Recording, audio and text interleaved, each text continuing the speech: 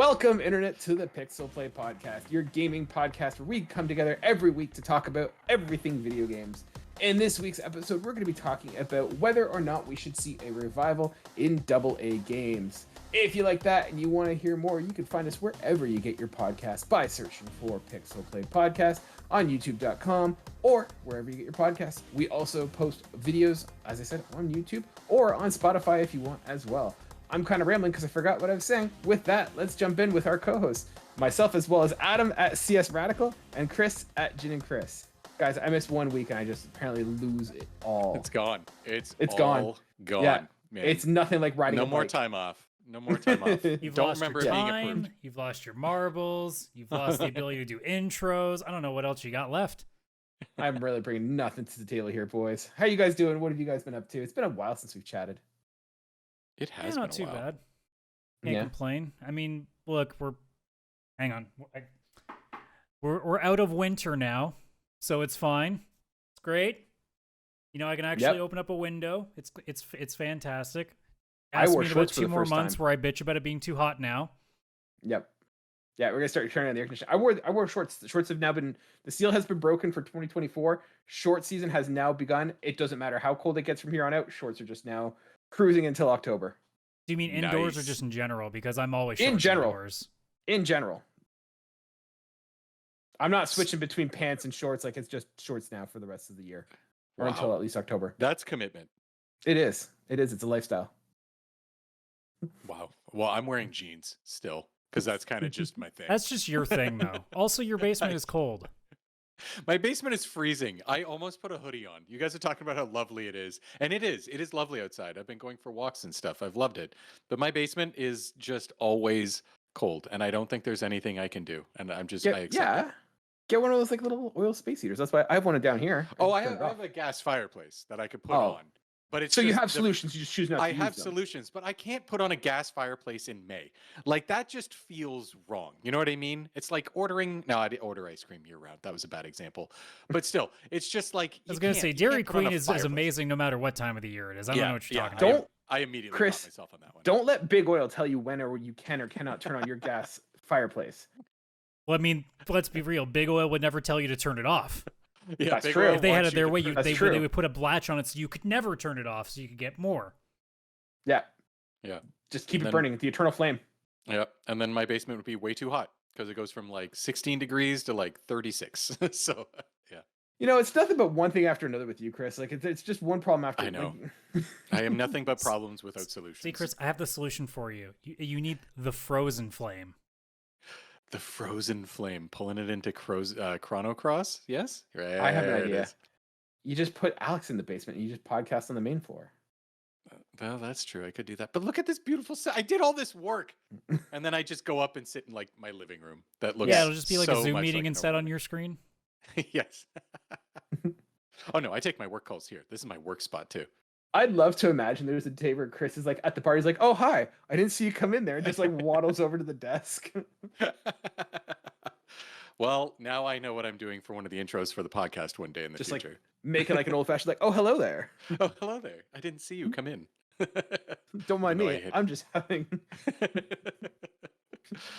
Chris, Uh, Chris, it's 11:30 in the morning. What are you doing? It's a Hey, Tuesday. It's a Tuesday. Yeah. Gin and tonic Tuesday, right? No? No? That's not a thing? We No? can make it a thing. I like it. I mean, if it goes well with tacos, I'm sure people will accept it. I would have I'm- one with the taco. I am right now, since I've gotten back from Mexico back in January, I am on the quest to find the like best taco recipe because like we don't have a lot of good taco places out where I live, No. and so I'm like looking for good taco recipes, and I am struggling. I need to like find someone's like some like Latino's like grandmother who like just makes her own tortillas from scratch, and like it's a whole thing. I'm on a quest for this. I need to find the perfect taco recipe. So if you're listening to this and you have a taco recipe, throw it in the comments because I'm at this point trying everything. I did find Chipotle's in adobo sauce. Man, that thing is a game changer. You've probably seen it before in the grocery stores. It's like a little I red can. have. It's like this big. It was so good. I like could eat this stuff by itself, and I ended up making a barbecue sauce out of it. It's so good. Ooh. Yeah. Now I'm hungry. Enough about tacos. We need Serial. Remember, 250 subs on the YouTube channel, Serial Podcast. Don't forget. I am totally down for doing a ranked cereal, like ranking all the cereal choices. Yeah, I've been eating cereal in preparation for this. So as opposed to what? Yeah, I was already eating the cereal. I just am more aware. I'm just more aware of it now. I'm like, ooh.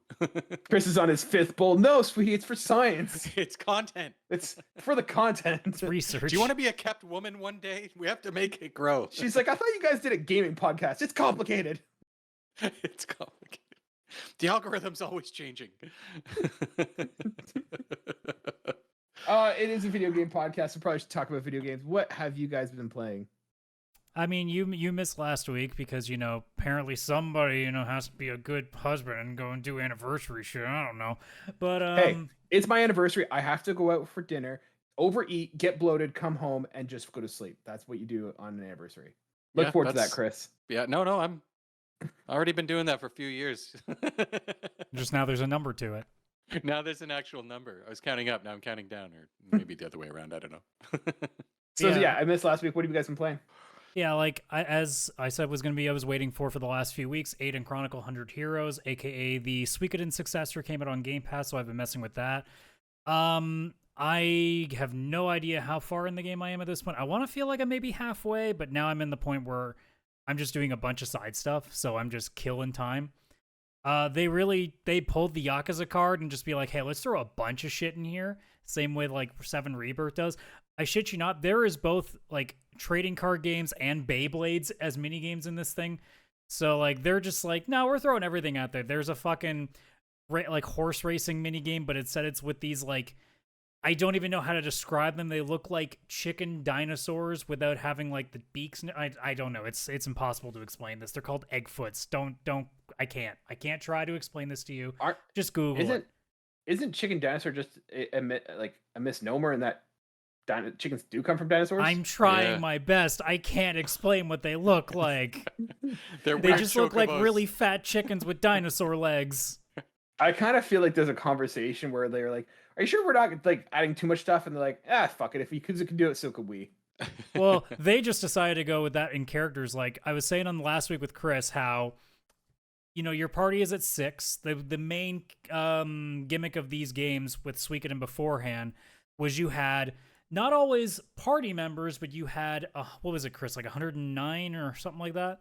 Yeah, it was something like that. I don't remember the exact number. Really, like 109 people that you recruit, whether it was a party member, or maybe it was the person who would run your shops, or whoever ran your inn, or whoever was your strategist, like stuff like that.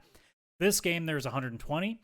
And normally with Suikoden games, you probably would have about 15 to 20 you'd like, and the rest of them were just fodder. You're like, whatever, I don't give a shit about you. And I said to Chris last week, I have a party of 6. One of them includes my main character. I don't know how I'm going to replace any of these other 5, and I know I've only recruited about 30 people, so I have so much more room, and I now have only kept one of those 5 people, as we are here a week later, because I just found 4 more that are better.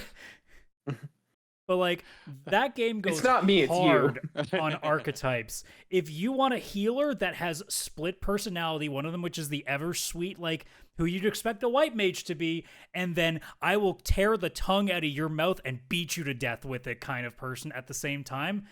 Yes, you have that. And that's just one.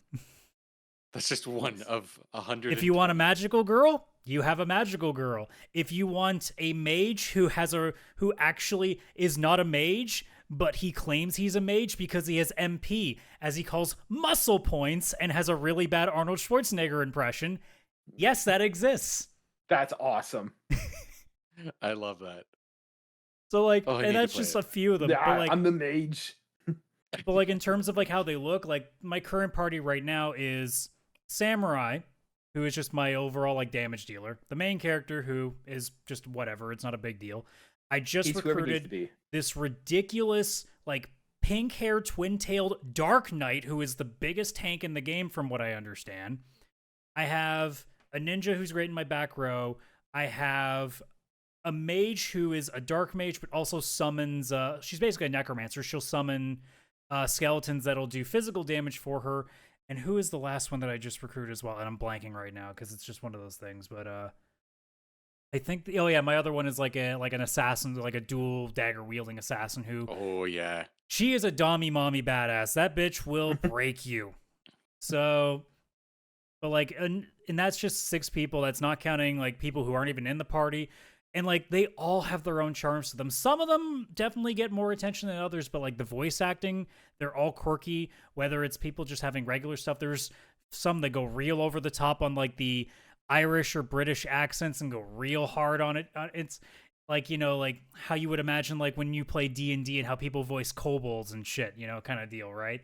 Oh, like yeah. It's just so over the top, and it makes it so easy to love the next ones you come in there. So every time I meet a new character, I go, oh God, please don't make me have to kick another person out of this party. Don't be compelling. Don't be compelling. More people. I need to keep a consistent party here.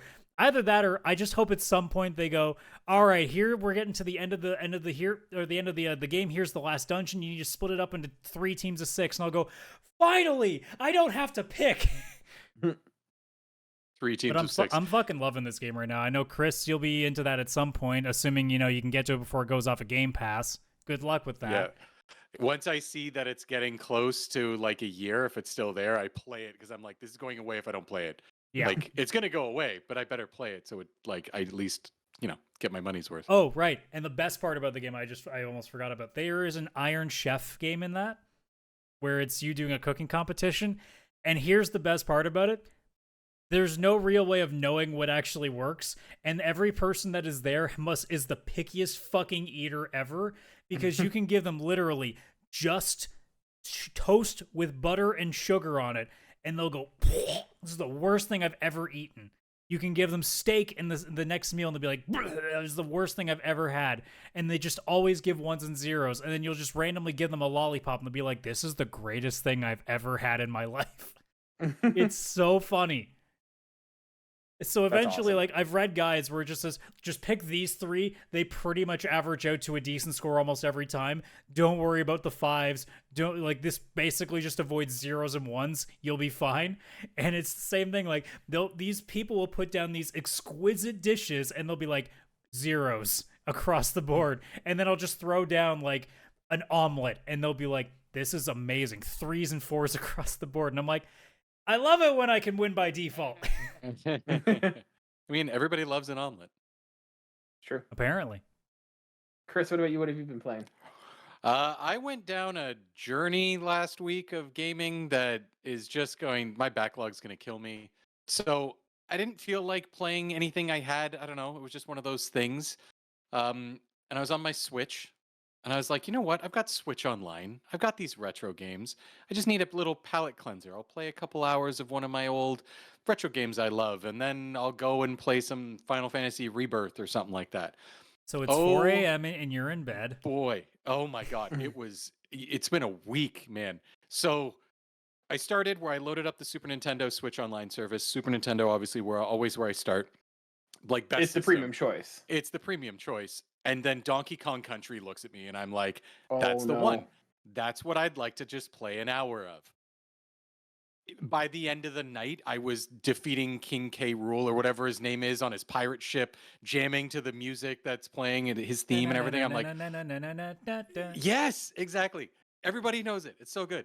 And I'm like, oh my God, what just happened? Like, it was like 3 a.m. and it was a work day. I had no idea what would happen. So I was like, oh, I need more retro games. I need that right now. I just crave it. Fuck you, backlog. I'm going to go play things I've already beaten for some reason. Oh, God. So then I'm like, all right, I'm going to do a little research. What do I want to play next? Then I find out some cool stuff about the Sega Genesis collection, but specifically the one on Steam, because it's on PS4, it's on Xbox One, it's on Switch. I even own it there. But a really cool thing about like actual ROMs too about this, when you buy the Sega Genesis collection, which you buy individual games on Steam, unlike the like package that you have to get on the consoles, you only pay like $1.99 or something for each game, and you actually legally get the ROM of that game. Sega just gives it to you. It's in a folder. The Sega Genesis Collection is really just a fancy emulator, and they give you the ROMs, and they even give you instructions how to take the ROMs and play them in a different emulator if you don't want to use the one they provided. So basically, you've just legally purchased a ROM of a Sega Genesis game for like $2. So immediately I was like, I love this. Why don't more companies do this? And then I realized because they want more and more money over and over and over. But then I looked into it even further, and Sega also added the Steam Workshop, like the mod stuff, to the Sega Genesis Collection. So you can put hacked versions of games in there, like, Infinite Health and Unlimited Lives and that kind of stuff. But not just that, people have added other ROMs in there themselves. And Sega's like, yeah, do whatever. They don't care. So I went in there and I was like, let's see what I want to play on the Sega Genesis now that I played a Super Nintendo game. And I found X-Men 2 Clone Wars, which was this game on Sega Genesis that was so freaking hard. I never got past like level 2 or 3. And then I was like, all right, I'm loving X-Men 97. So I'm going to play some 90s X-Men, which looks the exact same, with save states and finally beat this game. So then what happens? It's almost 3 a.m. and I'm watching the credits of X-Men 2 Clone Wars on Sega Genesis. Still, like, if it weren't for the difficulty, like the best X-Men game I've ever played in my whole life. And I'm talking like even modern ones. Like, this is such a good freaking game with great music, great characters, great everything. So then after that, I was... So now I want to put a quick pin. Is there actually a really good, like, you said, like, it is the best X-Men. I can't think of a really good X-Men game. Not like an individual one, but like there's not been a good X-Men game, really. It's called Marvel's Midnight Suns when you play as specifically the X-Men characters. Yes. Or the X-Men Legends games. I loved those. Yeah, they're okay. Or I'm just saying, you'd think that would be one that would do super well, and it hasn't. There's some Wolverine games which are good, but like that doesn't count. Yeah, that's the real idea. That'll be great for our AA topic. Hey, Square, why don't you get, instead of a Marvel's Avengers, let's do an X-Men JRPG. Don't spoil the topic. Let's do it at the top of the show. Well, after that, guess what I did? I needed more retro games. So I did even more research because I was like, where should I go? Then I discovered something that's going to ruin the rest of my gaming future for my life. Have you guys ever heard of retro achievements or retro achievements or something like that? No. Oh, no. Yeah. There is a community-run website. Now, I had heard of this, but I'm pretty sure back then it was more like you had to like have the site open or you had to go in and like manually put what achievements you're earning or something. This was a long, long time ago. It's community run where people added achievements to retro games. And all you have to do in whatever emulator you're using, because now basically every emulator up until like PS2 just includes this. You log in to your retro achievements account, and when you open up your game, it shows all of a sudden a pop-up like, hey, you have 0 out of 44 achievements. Holy crap, this was the worst idea of my life to get into this, because now I loaded up SimCity on Super Nintendo, earned most of the achievements there, played through it. I loaded up Mystical Ninja starring Goemon on N64, because I'm like, there's no way there's going to be achievements in this. That's the one you're like, I'm going to go for that? Dude, it's so good. It's so good. I love that game so much. I actually replayed, like, I didn't finish it, but I replayed up into the first mech fight. Finished that. And it's a mech game? No. It's a part of it, but it's not. It's a 3D platformer with multiple characters, but it was also Yakuza before Yakuza. Yeah. It's so good. Honestly, like it's like the N60. I don't know, because I can't remember what the Super Nintendo game was like at all. The N64 game is honestly like a third-person platformer that was breaking the fourth wall before most things are breaking the fourth wall. Oh yeah, the narrator in the game. There's a laugh track in cutscenes. It's so like bonkers. It's crazy. But I chose it because I'm like, I love that game. I need to play it again. It's been like 20 years probably since I played it. And I'm like, there's no way there's going to be retro achievements for this. Oh, I was wrong. I am yet to find a game that doesn't have retro achievements. Final Fantasy Tactics has like 171 of them. And I'm like, you know that someone decided, I'm going to spend the next 6 months going through every single game I can find and just making bullshit achievements for it. Just because there's going to be that one guy that's going to test me. And then Chris comes in. I'm like, I'll be that guy. Hey, what's this? Oh, yeah. It is such a cool service, too. They have, like, you can do hardcore mode or normal mode. Hardcore mode negates any achievements if you use, like, save states and stuff like that. Whereas normal mode, so it's like defeat a boss with taking no damage. Like, I tested it. You can just save state your way through So the it boss must be and like then some earn sort the of achievement. auto tracker that goes with your emulator. It goes with the emulator, yeah. And so, like, I would beat a boss, and then all of a sudden, a little notification, just like on a PS4, comes up, and it's like, achievement earned. You go into the quick menu that the emulators have, where you can save state, load state, close the game, change the inputs, do that stuff. There's an achievements area, and you actually go through the list like you're on the PS5. Like, here's what you've unlocked, here's what you're close to unlocking. You've got 27 out of 30 of the silver fortune dolls in Mystical Ninja. Like, it's so good. And I have a problem now because I have played nothing else but retro games for a week, and I've already got Final Fantasy Mystic Quest and Final Fantasy Tactics and all these other retro games lined up on my Steam Deck that I want to play so I can just earn more achievements, when it's like, I have Final Fantasy VII Rebirth. I want to play through Hellblade again on Xbox because the new one's coming, and I want to like remind myself of the story. I have RoboCop on PC. Game Pass on PC has like Manor Lords and all these other really cool games that I want to try.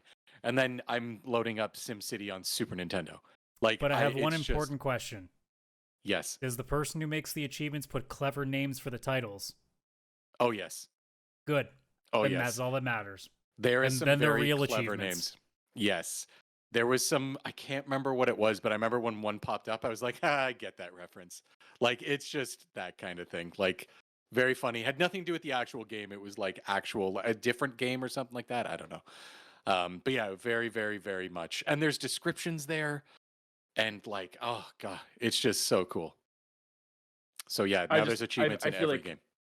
I feel like this is just like how like drug addictions start, where it's just like, no, I'm just gonna like, it's just one time of doing crack. How bad could it be? Like, I'm just gonna try it. I'm not gonna. He's already been addicted to achievements for much longer than that. He has two. I know. He has two addictions: achievements and coffee. Let's be real. I get that. True. I get that. But like, it was he had his lane, and he's like, oh, I'll just do. What's this? Retro achievements? Nah, it's not my style. But I'll just smoke it once. I can't get addicted once, and now we're here.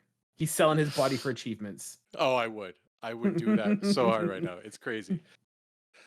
But yeah, like, if anybody loves playing older games and loves achievements, like, you have to check it out.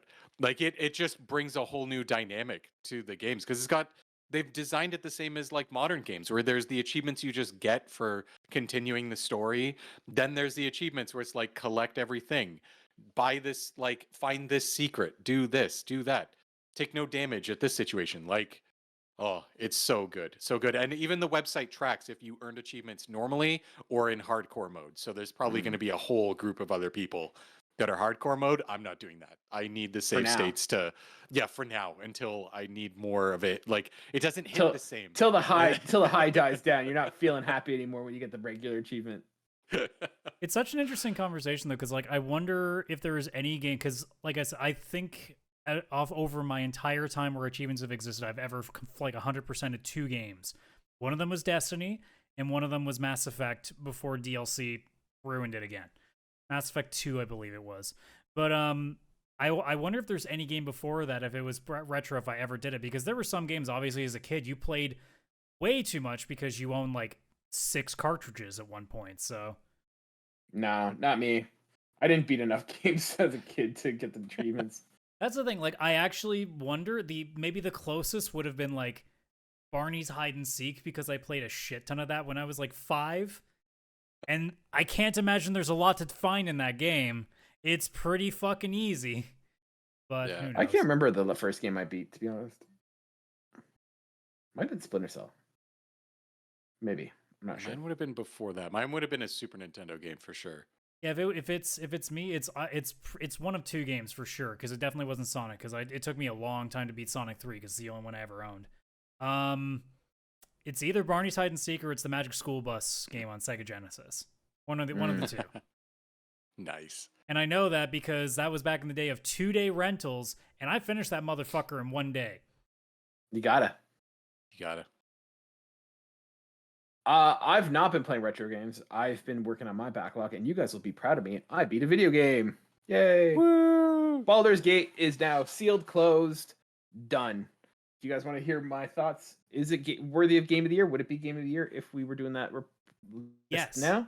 You'll have to find out. Search. Oh, We're gonna post it on Side Quest on Friday. What we do that 5 p.m. Eastern Standard Time wherever you get podcast. YouTube 6 p.m. Eastern Standard Time on YouTube.com. Find out if Baldur's Gate 3 is Game of the Year for 2023. But with that, how's Rise of the Ronin? Because I saw somebody playing that in Discord. Oh my god! Rise of the Ronin's so also, good. Side note, like I'm seeing early on that both that and Stellar Blade are getting fantastic reviews, which is amazing to see. I'm very glad to see that they're both not getting like canned at all. Yeah. I'll talk a little bit more about Rise of the Ronin, but I also want to give a quick review. I got a set of the PlayStation Pulse Explorer wireless headphones. Nice. Bought them exclusively for the fact that I can play it with my Pulse and not have to have a wired connection. So I got these. Admittedly, these ones are secondhand because I am not paying the $280 it is for a pair of wireless headphones for Portal. Overall, I like them. I'll give a quick review. I'm not going to go too in depth, but overall, they're comfy. They sound good. I don't notice a drastic difference from these from like a Pulse 3D, not the Pulse Elites. I don't notice a huge difference. Like they sound great. Don't take that as a bad way, but I don't know if they're necessarily drastically different. And I'm not an audiophile. Like I'm going to say right at the gate, I'm not an audiophile. I couldn't tell you the difference. I know that these ones have like magnetic whatever things. There is different technology. I don't know how much it translates. It's not like I'm thinking, oh my god, like I'm in a whole new 3D environment. Comfort wise, they're great. I haven't had too much with the battery power. Hooking them up via the PlayStation Link, super easy. It's one for one. I'm not getting any delay in the sound. Overall, I'd say like, and also the case is pretty big. Like for context, like that is how big it is in comparison to my hand. So like it's not abnormally large, but it is significantly larger. Like I'll give you an example. I do like how it kind of looks like a mini PS5. It's very snazzy. It's very snazzy, yes. But to give you a comparison, like that is what a normal headset looks like, and these ones are much bigger.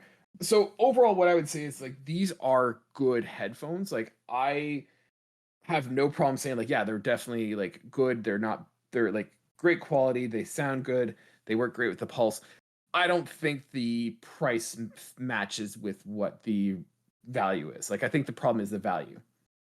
Great headphones if you have the money and you're like, if you're on the fence of like, are they good? Yeah, they're absolutely great. I don't know if they're worth the price that they are. I got mine secondhand at a price that I was comfortable with, but I don't know if I'd be super impressed if I dropped $300 for this. I find we're still at that point where wireless wireless earbuds, especially Bluetooth ones, like they're still. I don't think they're still priced like as good as I'd like them to for the most part. If you're looking for high end.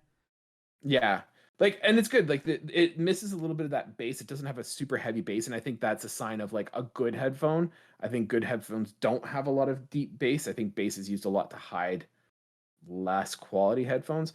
So it's an adjustment period for me, but like it's great, but I just don't know if I would ever tell anyone to go out and drop the money on these headphones, especially when you can get a Pulse Elite for $200. Like it's like $80 cheaper. Yeah, it's cheaper. But yeah, which it's cheaper. Crazy.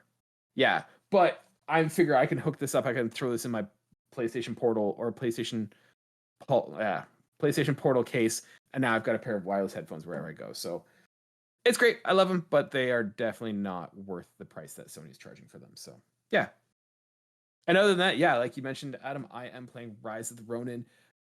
It's fantastic. I am absolutely loving it. It is by no means like an impressive game. Like graphically, like people say it looks like a PS3 game. I don't think it looks that bad. I think it's like it's a mid-level kind of PS4 game. Has moments where it looks absolutely beautiful, and in some parts where it does look like a PS4 game, but gameplay wise, it's so much fun. As far as we know, isn't a $200 million budget game, so right, and that's where I was kind of brought in this topic of the show. But for me, like real quick, like this kind of is a mixture of. It feels like an Assassin's Creed game. It feels like Ghost of Tsushima, and it feels like a very forgiving and easy Elden Ring. Like yeah, a lot of it's people got that front Sekiro comparisons.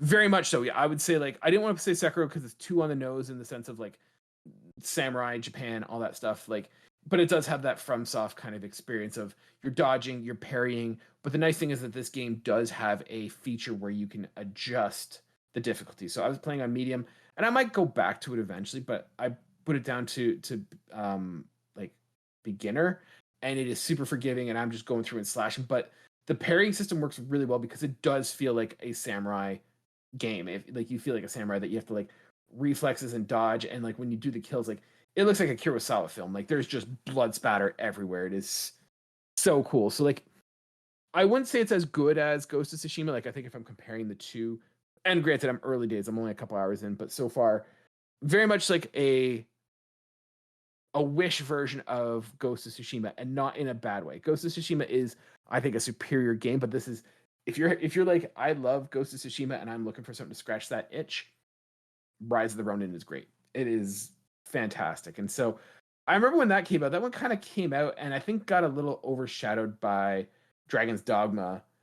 And I think there was some criticism and there's some feedback that like, oh, it's, not as good. It's kind of, it looks bad. Oh, and this game feels totally like a video game. Like there's checkboxes to do. Like it feels like a video game. I absolutely love the gameplay aspect of it, but it didn't do badly in reviews, but it also didn't do amazing.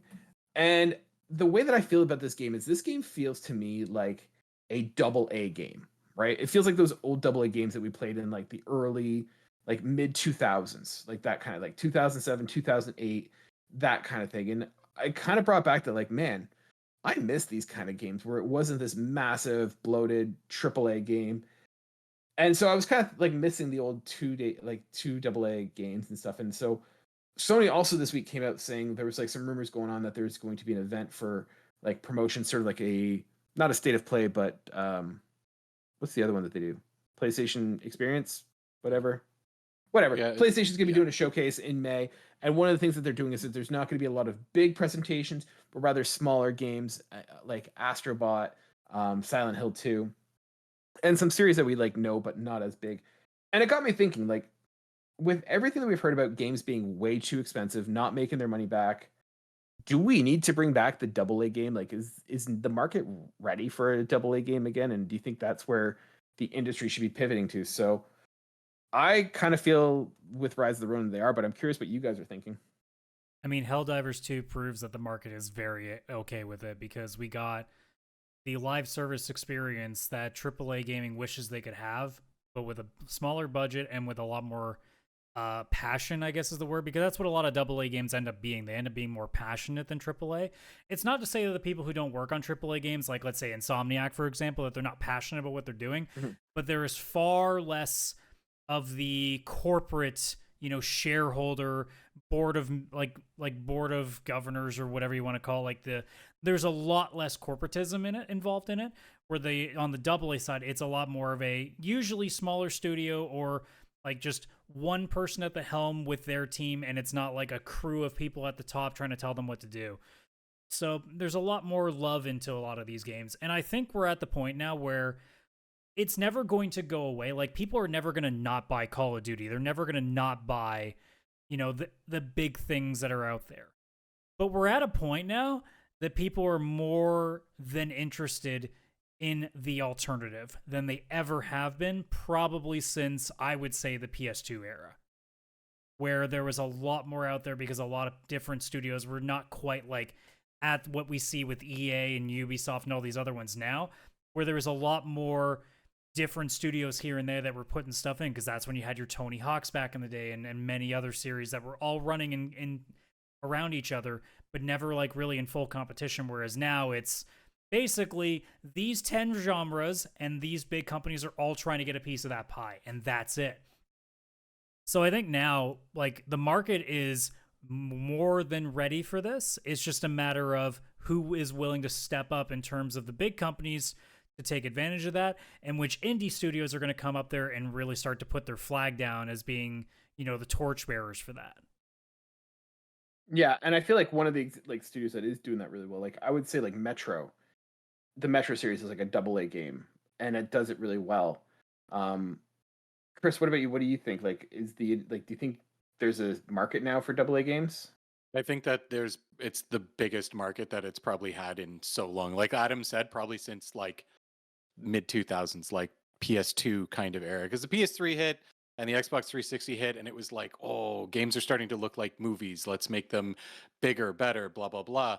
And I think that conveniently around when the Marvel movies started coming out, and around the same time, people are having like Marvel burnout with having the same thing for so long.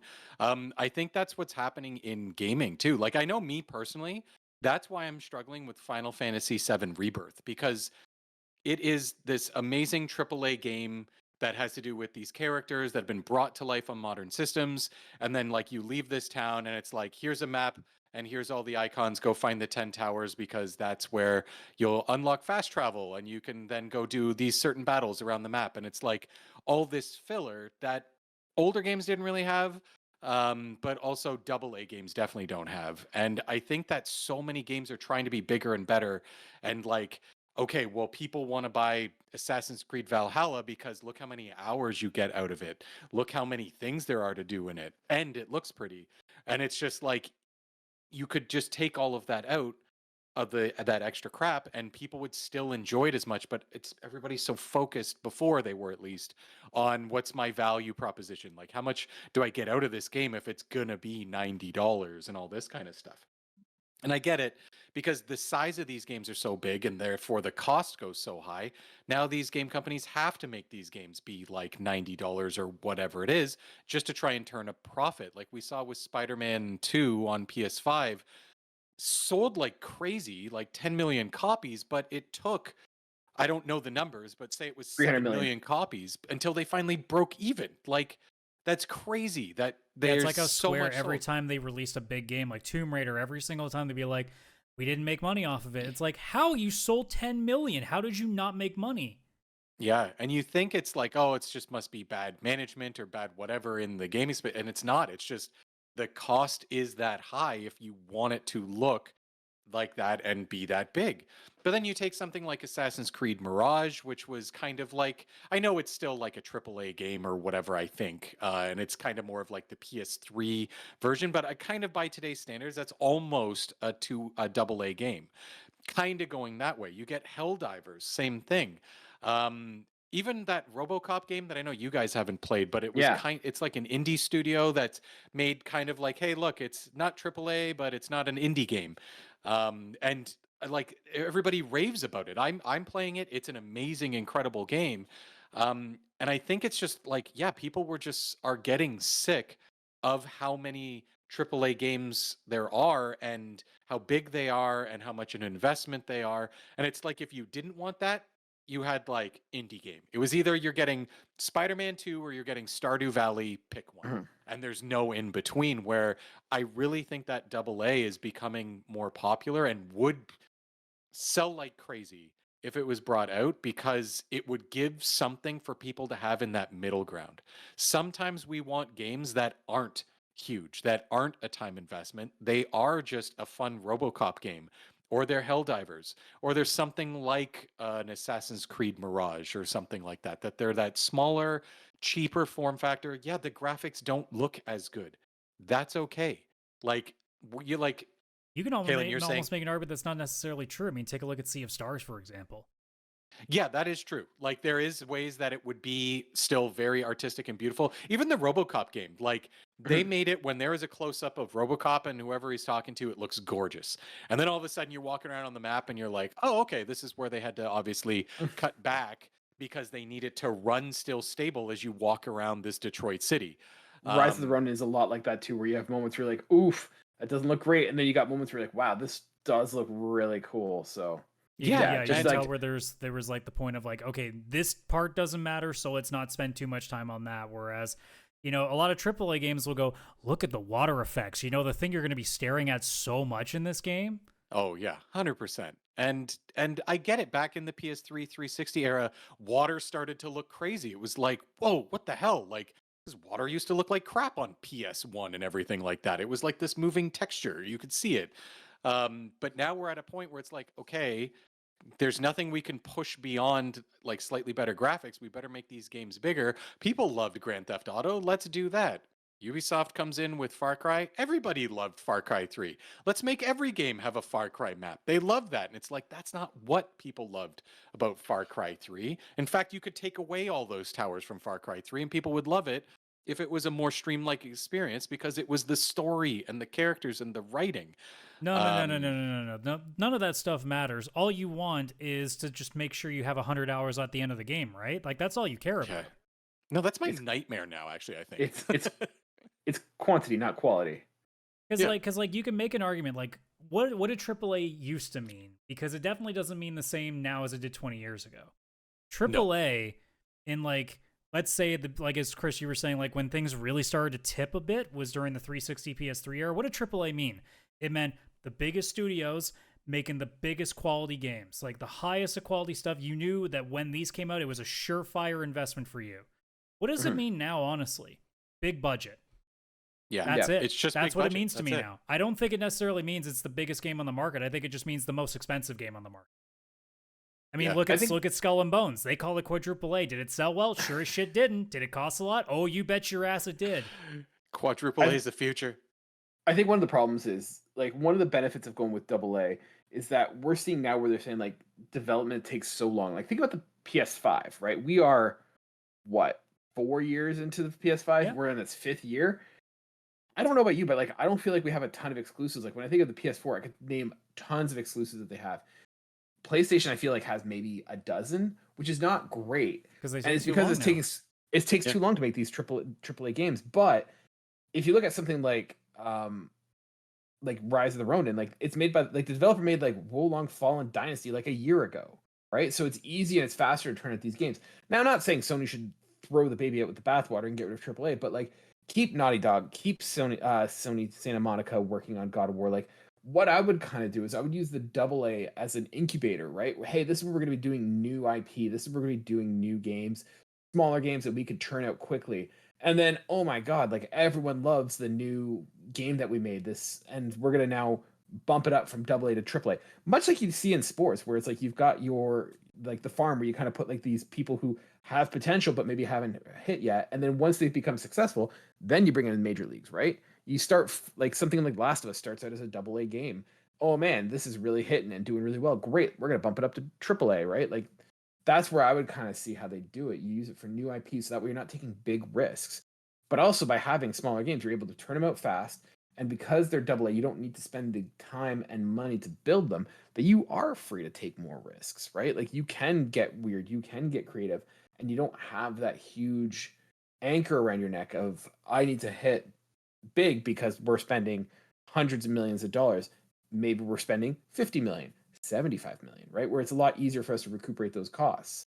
And then we're building like grounds so that we can eventually launch a new IP franchise that can then start being bigger and bigger. Like I don't think God of War should become a AA game. Like that doesn't make sense. No. But if you think about it, God of War at one point kind of was like the first God of War kind of was a bit of a AA game.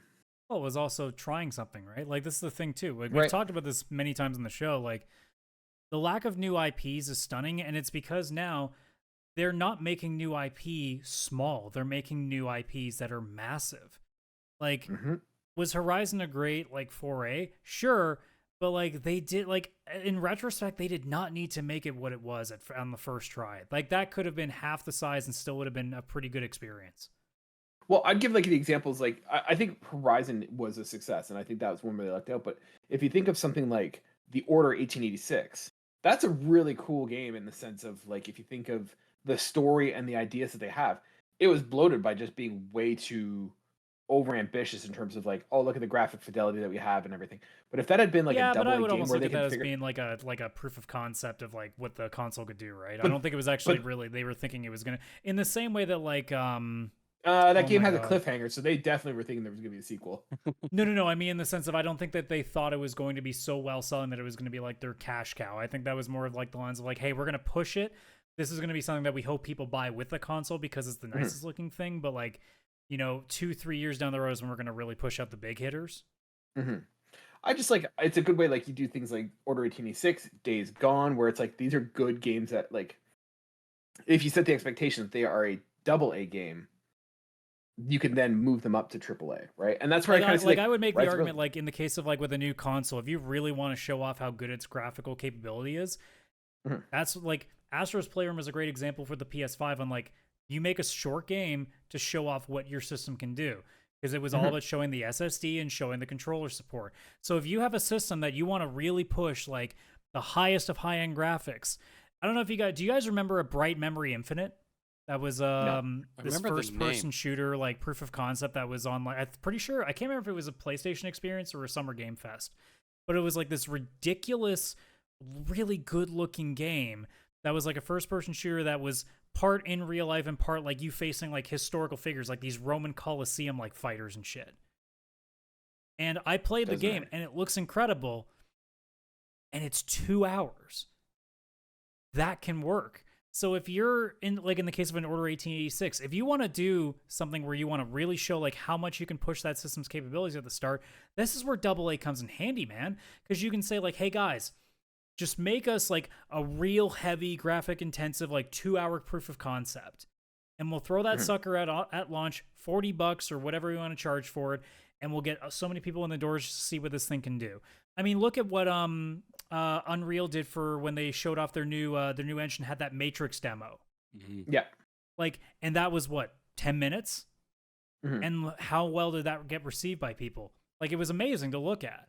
And that's the kind of stuff where it's like, we've stopped this whole idea of, you know, when we're pushing big graphical fidelity or anything like that, that we're just thinking, well, it has to be put on top of a, you know, an 80-hour open world, like massive fiesta. No, it doesn't, guys. It doesn't have to be a $200 million expensive game. Like, you don't have to do that every single time you want to push something.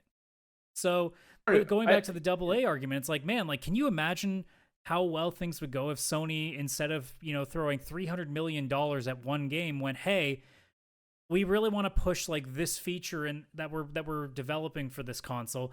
Here's 30, 40, $50 million max. Guys, go make us like a 10-hour experience and just kill it. Go kill it. Same deal with, you know, on the other side where it's like, hey guys, you know, we have like this real dead period because we're waiting for Uncharted 5 to come out in 3 years. We really need some stuff. Hey, okay, you guys aren't really doing anything right now. There's 3 of you that aren't really up to something right now. All right, here's $20 million a piece. Go fucking just make a passion project. Just give us something in the next 2 years. Let's go. Like, yeah, it's such a simple solution for a lot of the problems that the industry's having. Because, like, I honestly can't remember the last thing I've bought on my PlayStation, because so much of it has now been spent on PC because of things like Game Pass for PC, or, you know, with Steam sales or whatever else is out there to draw attention otherwise, because the indie market is doing such a good job, and Sony's sitting there being like, we got games too, ish.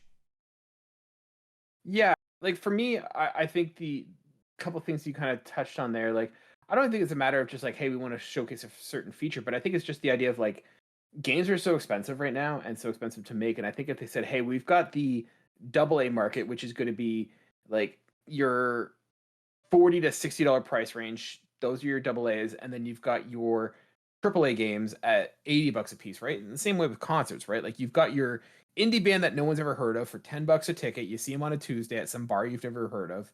You've got your bands that are starting to up and come. You pay $50, $60, you get to go see them, and then you've got your, you know, rock gods that you kind of pay the premium for. And I think you could do the same with video games. It's that, hey, here's a small indie game, here's a AA game, and here's your AAA. And that sets expectations. Like, if I'm paying $40 for a game like Helldivers, I'm not expecting pure graphical fidelity. Like, I'm okay with there being a little bit of jank. And I think Helldivers is an example. It is not the prettiest game there is to see, but it's fun and it has a good game mechanic. And I'd say the same with Rise of the Ronin, in that it is not the prettiest game I've ever seen. It's not ugly by any stretch of the imagination, but it is a fun game to play.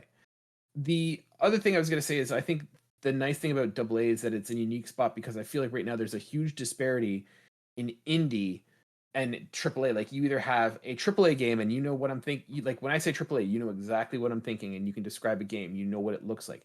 Your high fidelity, you know, like ray tracing, 60 FPS.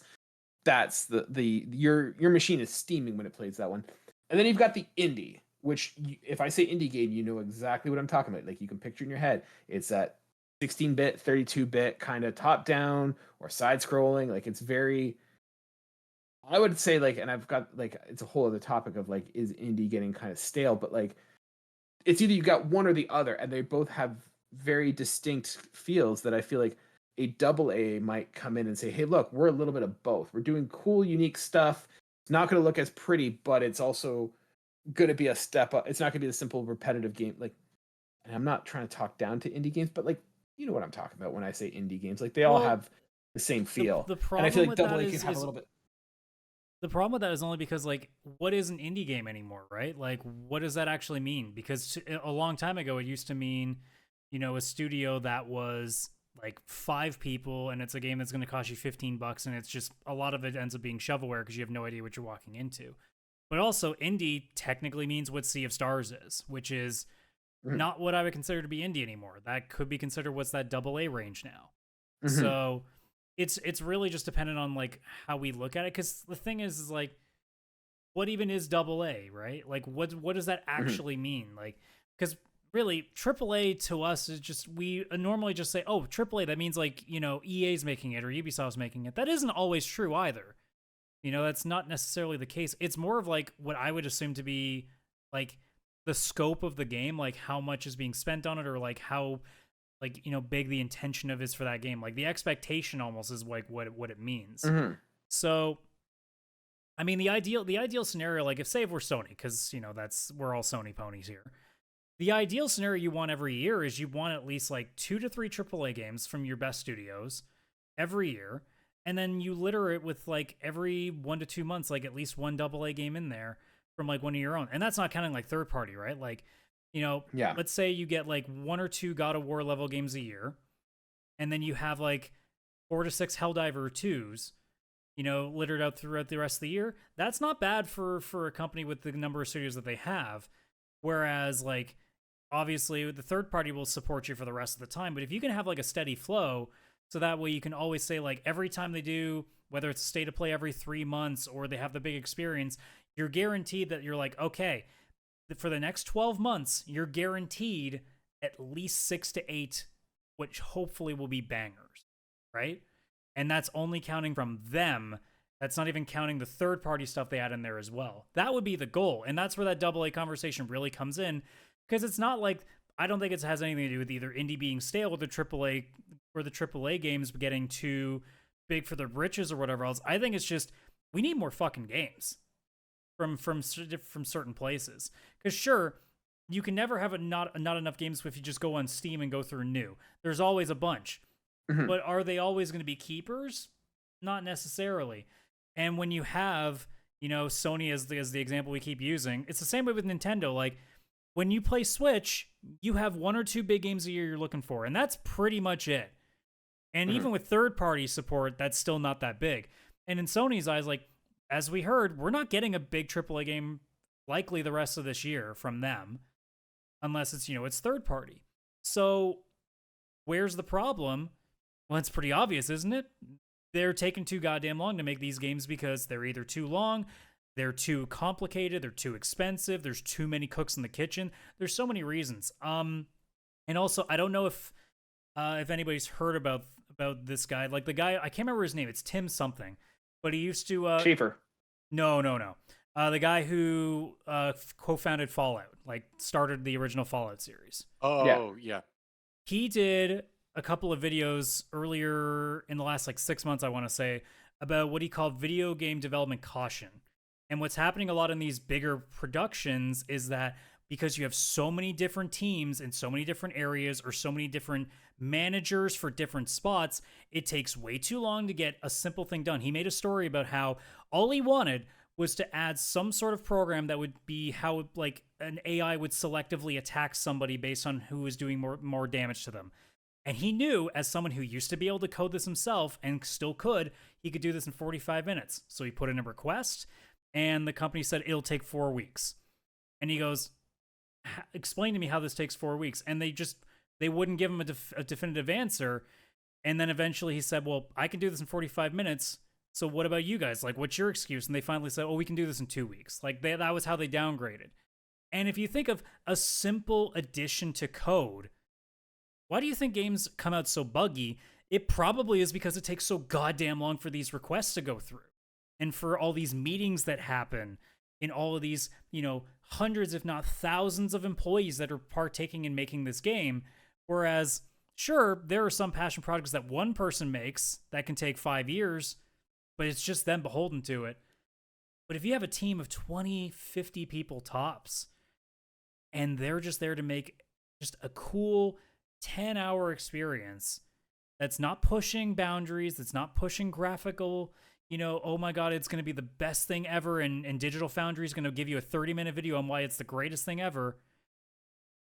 That's going to get out so much faster because there's not all of the extra time that's needed. There's not all of this extra, bug fixing because it's not this massive game that needs all these quick, like double, triple, quadruple, quintuple checks. And you don't have a bunch of shareholders, a bunch of managers, and a bunch of board members that are all trying to get them to put 40 other ways to make more money into that game because they know that because they've already spent $200 million on it, that they need to find some other way to make that money back. Yeah. Chris, what are you thinking? You've been quiet a little while.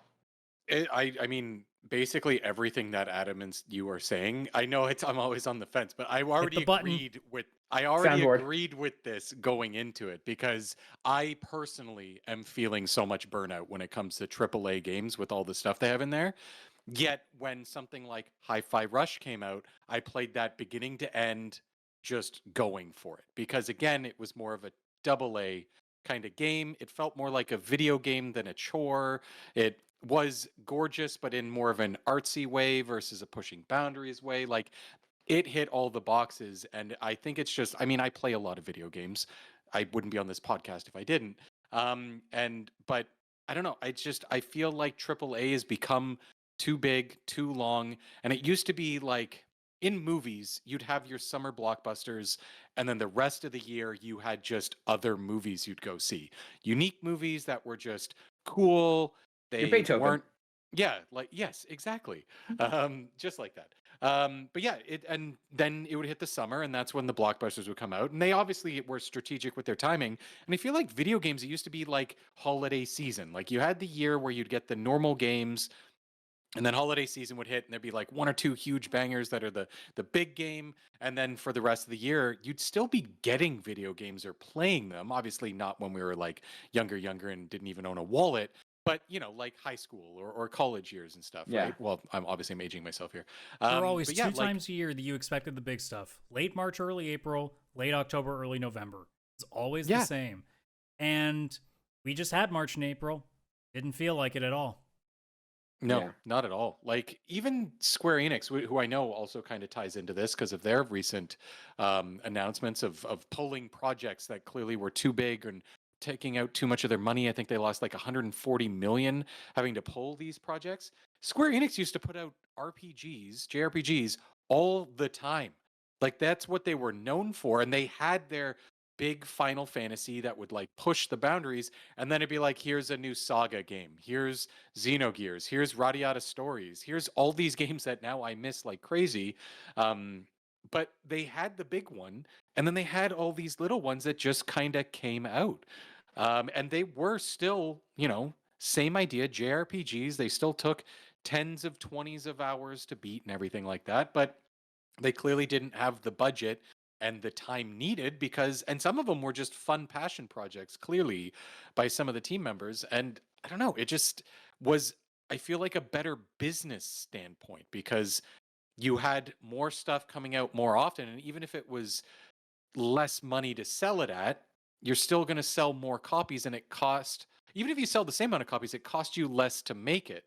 So you have still an income stream while you're waiting for your next AAA game to get finished. And also it helps with your fan base still not complaining whenever the reviews come out. Oh, it's just a Far Cry clone. It now has an open world map. I don't like it. This sucks. Because AAA, everybody expects perfection. And when all you have is AAA over and over and over, eventually people are going to start reviewing it like it's just the same thing. Why is this another $90 I'm going to spend? And we know it's bad because Rebirth is even getting, it's just a Ubisoft open world game now. Like, yeah, which is not what I was expecting. Like, and I love that game. I think it's an incredible game, minus that open world part. Again, JRPGs had open worlds, but literally was this character that walked on the map because they just didn't know how to make it where you left one town and went to the next. They wanted you to feel like you were kind of playing Dungeons and Dragons and walking to the next town, and you might run into enemies along the way. It was simple. You didn't go out onto that map in Final Fantasy and see like fucking 58 towers you got to find, and like here's all these different things. It was like, hey, here's just literally a world. Go find the next location in it. That was it, and that was amazing, right? So I don't know. I feel like this double A thing is needed by gamers to help with us with cost of buying all these super expensive games, the time between games that we're not really playing much because there isn't as many hi-fi rushes and stuff that are out to kind of kill the time. And also our budgets, because again, the games are huge and this would help with that. It will help also the developers because it gives them the ability to have some passion projects and try something new instead of making just Assassin's Hey, Creed you won't burn 19. out your workers. Yeah, the workers, right? They'll have more of an income flow. It'll more steady because they'll be having more games come out, even if they're smaller. And it hedges your of bets for risk. Yes, exactly. So like we win, the developers win, their staff wins. They are the developers. The companies themselves win. Like everybody kind of wins if they do this strategy. But again, I think it's us and the developers and these companies. We're all kind of to blame because we went the way that Hollywood went, where it was like, oh, people only want to go see Jurassic Park 8. Nobody wants to see that unique movie right now. So nobody was going. So then everybody kind of just put it in. All right, well, we're only going to make a big budget movie and it's going to be Jurassic Park 8 and this and that and this and that. And it's like just the same franchises. It's a licensed IP and stuff. Yeah. And it's interesting because even Hollywood's now starting to switch back from that. Yes. Like you're seeing things like A24 coming with things like Civil War and stuff. Like it's interesting that that's having a bit of a backlash against the established IP and tentpole movies, and it's now more, hey, I'm looking for something fresh and original that maybe isn't the big blockbuster that was Marvel, but it's something fresh and original. Exactly, and I think some developers maybe are starting to notice because we've had Hi-Fi Rush, we've had a few things come in, and that like Helldivers and like Helldivers is Sony, Hi-Fi Rush is Microsoft, so obviously they're testing the waters to see, and they had huge success with both of those. I feel like Hi-Fi Rush was talked about more besides Starfield than any other Microsoft property that entire year. Even then, I think Hi-Fi Rush scored higher than Starfield. Like I feel like, so obviously there's a demand for it, and I think that people are starting to dip their toes. But again, how much they'll do it to how much they really should, I don't know. I don't know. I hope they really go into it and we start to see like 5 or 6 AA games from developers throughout the year. I don't know if they can do that many. I'm obviously not a developer, but I'm just picking a random number. But still, even if it's 2 or 3 per year on between each AAA game, I think that it would make a huge difference. Huge. I mean, great example. Forspoken. We all know that it did poorly. It was not critically well taken. That game reportedly cost somewhere around in the area of $100 million to make. It was initially unveiled in 2020. And it was delayed multiple times, didn't come out until 2023. So even 3 years for that game is already a lot of time, and you know it was not 3 years. You don't unveil that with the expectation of it coming out if you'd only just started working on it. So you could probably make a case that took minimum 5 years to make, if not longer. You think about that, 5+ years, $100 million down the drain. What could have happened if, let's say, just 5 years flat, if in 2018... Square Enix said, all right, Luminous Productions, here's $30 million. Go make us a solid 10, 15-hour experience. And they took another $30 million and went, hey, so-and-so, go make us, a 10 to 15, hour experience. Or I guess in JRPG range, you can probably pad that to 30 these days, but it is what it is. And you do that for 3 different studios. If one of those hits, you probably make your money back for all 3 of those combined, based on the sales the other 2 will do, assuming that they both release a game as well, because it's not like they're going to go out there and sell 0 copies. If Square Enix is publishing it, somebody will buy it. There's always the faithful that will. But like, you take, instead of that $100 million, I will flat out say wasted on Forspoken, because no one won that deal other than the people who got paid to work on it. And even then, there are probably some people that didn't win very much, because I imagine that was a stressful motherfucker to do. What could have that possibly given us? That could have given us an amazing new IP. That could have given Chris a Xenogears remake for all we know. That could have given the fans something they actually wanted. Instead, we got a game that, let's be real, no one wanted. When they saw the trailer for it, they had no interest in it. And when the game released, no one wanted to play it. that was $100 million that went to nothing. If you had split that money and taken a bunch of low-risk options, for example, Chris and I did that side quest last week on 2.5D remakes. You could have done anything. You could have done 2 new guesses. Like, even if you wanted to spread it out, 1 new IP, 1 sequel to something small, and a remake of something small. Guarantee one of those would have hit. With Square Enix, one of those would have hit. Yeah. And you definitely would have been way better off than probably $80 million in the hole for what Forspoken gave you. That is an easy layup. And because a lot of these companies feel like they have to do the big game. Because as you said, it's in a way Marvel Cinematic Universe syndrome where everything has to be bigger and better than the last one. No, it doesn't. No. One of the best games of the of last year, and so, as we'll find out with the side quest, the game of the year last year in Baldur's Gate 3 did not cost nearly the same amount of money that a lot of these AAA games that it went up against were. Yeah. Yeah. It doesn't always have to be 100. It doesn't have to be a 9-figure game, guys. It does not need to be that.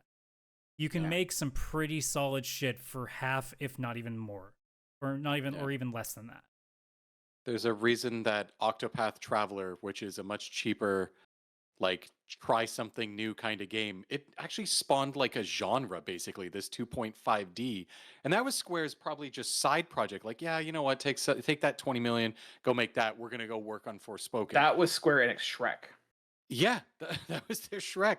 And it spawned so much from it. It's our last side quest exists because of that game, because it created a genre. Like, it's crazy that, like, you just gotta make something that's fun. It doesn't matter how big it is. Just make it a fun game. Make it be nothing too crazy. Make it sound good. Make it be fun. Make it be Octopath Traveler. Obviously, it could be whatever. Hi-Fi Rush, RoboCop, Helldivers. There's so many different genres, but they're the ones that people are talking about and loving way more than pretty much any AAA game that's out. Not many people are talking about these AAA games like they used to. Everybody's talking about Sea of Stars and Octopath Traveler and Hi-Fi Rush and RoboCop and all these other different things, right? So it goes to show you, as you're saying, Adam, like it's right there. They can see it in the numbers. I guess they just want to ignore it because it's like, no. We, like, people love this. Look, it's got like lifelike facial expressions in it. Everybody loves that.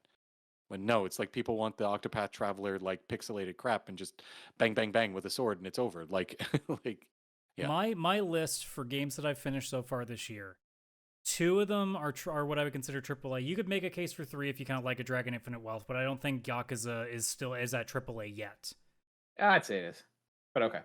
You could make a case. So we could. I'll follow your if we call a spade, whatever. But like, if we say that only 2 games I've done, which would be Rebirth for this year, and then for a game that I finished that is pre-2024 with Cyberpunk.